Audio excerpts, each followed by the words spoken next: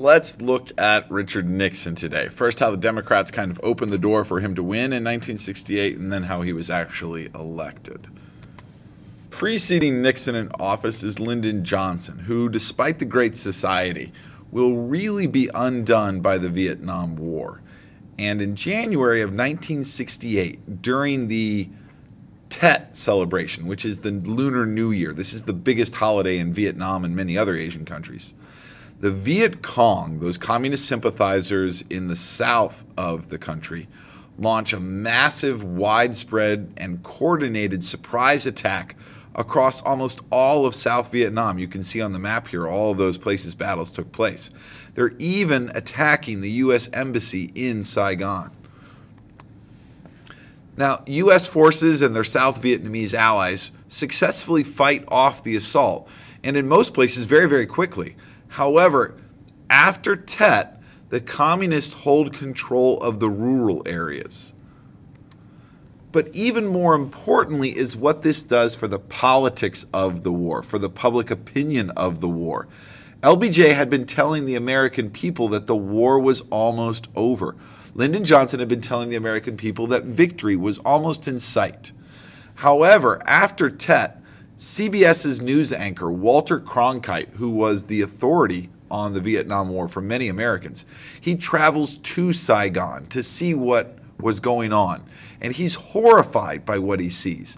And when he gets back, he tells America on the nightly news, "It seems now more certain than ever that the bloody experience in Vietnam is to end in stalemate." And that's the opinion that a lot of Americans start to develop about the war.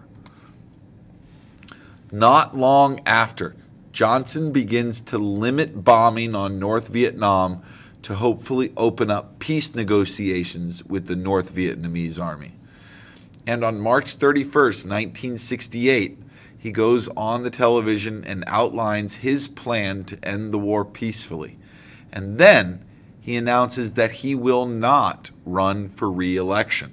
And this was a surprise. He had served less than half of Kennedy's term, and he had served one term of his own, so he could have ran for another term. However, the war was so unpopular by this point, and Johnson was so worn out by it, he announces he will not run for re-election. Johnson and the Democrats were really being hurt by the growing political influence of the anti-war movement. The Foreign Relations Committee in Congress had held hearings on the war, and those had been broadcast on television for everyone to hear the criticism of the war. And everywhere Johnson went to deliver a speech or make an appearance, he was hounded by protesters, people upset with the Vietnam War. Even before Johnson announced he would not run for re-election in January of 1968, he has challengers within his party, and this isn't common for a president who could run for re-election. In January, Eugene McCarthy, a Democrat from Minnesota, announces that he will challenge LBJ for the Democratic nomination in 1968. He is an anti-war candidate.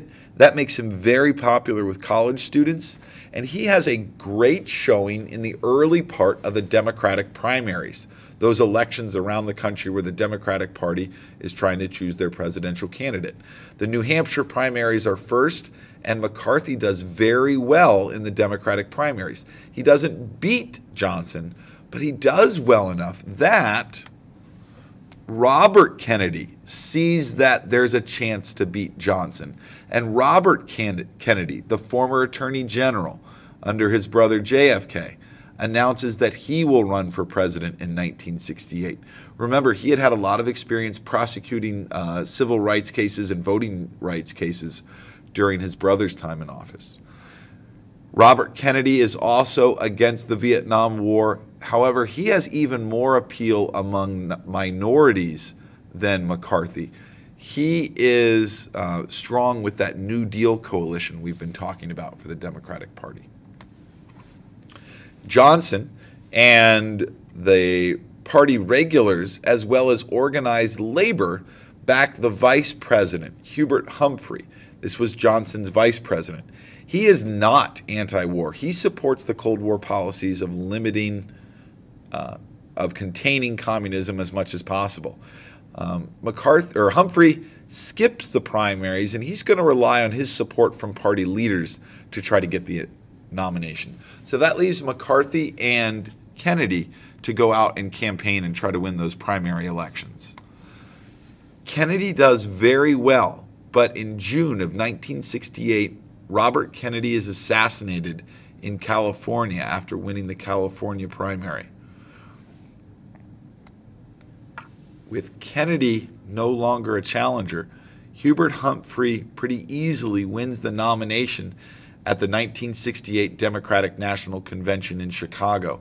But that event is best known for all the violence between anti-war protesters and the Chicago police. A number of protesters traveled to Chicago to protest the convention and the lack of representation they felt they had, and to try to march, and they were banned, and the Chicago police really cracked down violently on those anti-war protesters.